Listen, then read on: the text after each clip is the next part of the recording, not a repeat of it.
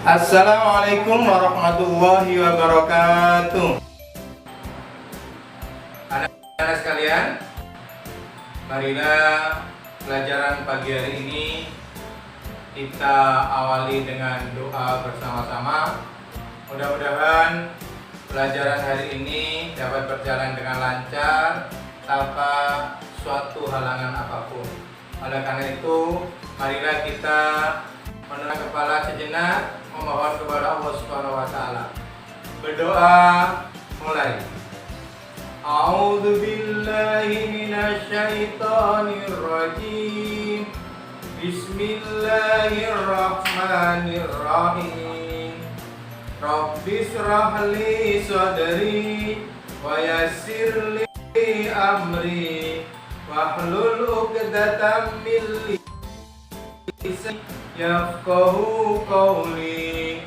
Rabbi zidni ilma warzuqni fahma bi rahmatika ya arhamar rahimin. Amin. Anak-anak sekalian, alhamdulillahirabbil alamin, pada pagi hari ini kita semuanya diberikan kesehatan oleh Allah Subhanahu wa taala sehingga kita bisa belajar di rumah dalam keadaan sehat walafiat.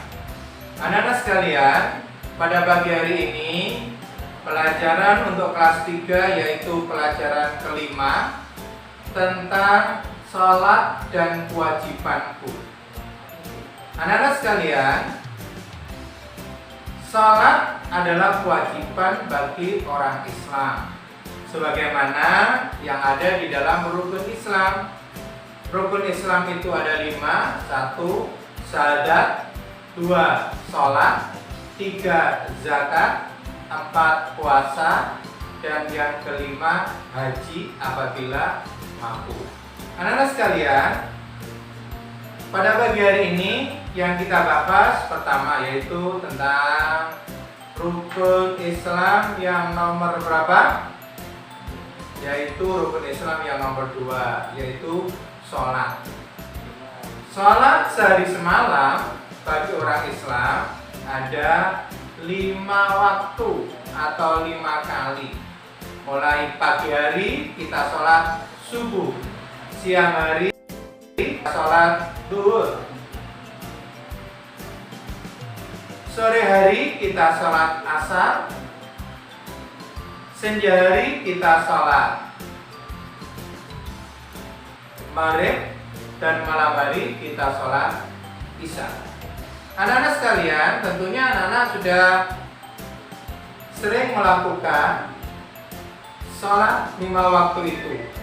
Oleh karena itu, karena pentingnya sholat itu, maka Allah Subhanahu wa taala memberangkatkan Rasulullah Nabi Muhammad SAW ketika Isra dan Mi'raj, dia menerima perintah sholat.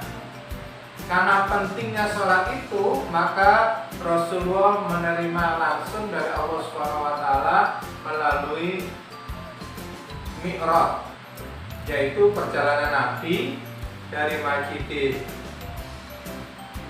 Haram ke Masjidil Aqsa, dari Masjidil Aqsa ke Sidratul Muntaha, yaitu langit yang ke-7, tujuannya menerima sholat. Oleh karena itu, sebagai orang Islam wajib melakukan sholat sehari semalam 5 kali apabila ia sudah memenuhi syarat dan rukun sholat.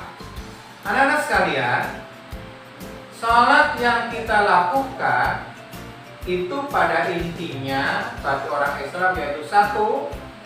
Sholat adalah kewajiban bagi setiap orang Islam yang merasa beragama Islam dan sudah balik, wajib mengerjakan sholat.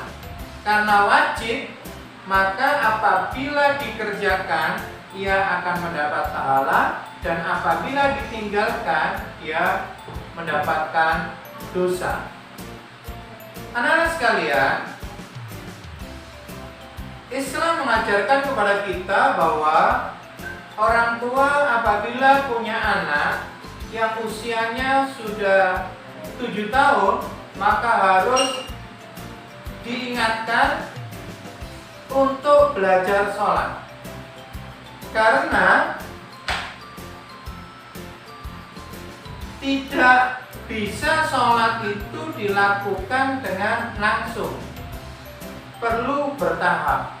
Kita belajar niatnya sholat, bacaan sholat, gerakan sholat, dan macam-macam. Itu bagi orang Islam, anak yang sudah usia 7 tahun diharuskan untuk diajari sholat. Dan apabila sudah berusia 10 tahun, maka apabila tidak sholat harus dinasihati dengan cara dipukul dengan pukulan pendidikan. Yang kedua, sholat adalah merupakan tiang agama. Karena pentingnya sholat, maka bagaikan bangunan yang tiangnya tidak kuat, maka dia akan mudah roboh. Oleh karena itu, maka sholat harus kita kerjakan dengan sungguh-sungguh sehingga kita akan mendapatkan manfaat sholat yang kita lakukan. Yang ketiga, inti daripada sholat yaitu sholat dapat mencegah perbuatan keji dan mungkar. Siapa yang melaksanakan sholat dengan baik, maka orang itu tidak akan melakukan perbuatan yang dilarang oleh agama. Karena apa? Pengaruh yang melakukan sholat. Coba sekarang, anak-anak, apabila kita tahu orang yang melakukan sesuatu yang tidak baik, maka biasanya orang tersebut sholatnya kurang bagus.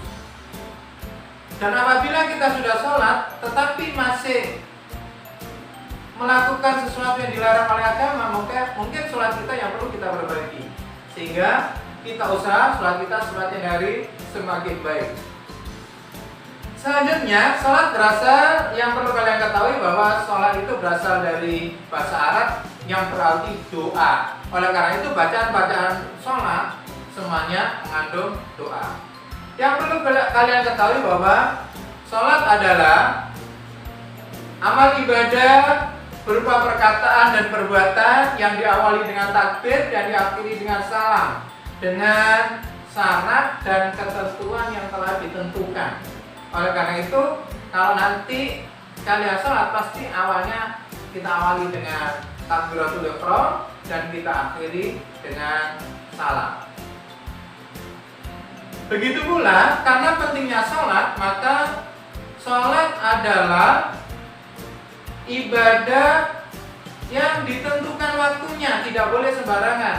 Anak-anak sudah tentu tahu bahwa subuh, zuhur, asar, maghrib, isya waktunya tertentu. Tidak boleh kita melakukan di luar waktu yang telah ditentukan. Yang terakhir, bahwa sholat adalah amalan yang pertama kali dihisab oleh Allah di hari kiamat.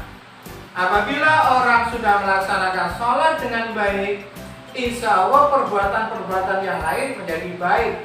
Sholatnya baik, berarti puasanya baik, sedekahnya baik, dan perbuatan-perbuatan yang lain semuanya menjadi baik karena sholatnya sudah baik. Oleh karena itu, mari kita pelihara sholat kita, mari kita tingkatkan sholat kita semakin hari semakin baik, sehingga kita menjadi orang-orang yang selamat di dunia sampai di akhirat kelak.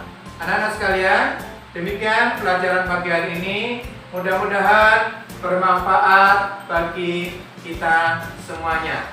Oleh karena itu, marilah kita tutup pelajaran kita pada pagi bacaan hamdalah. Alhamdulillahirabbil alamin. Wassalamualaikum warahmatullahi wabarakatuh.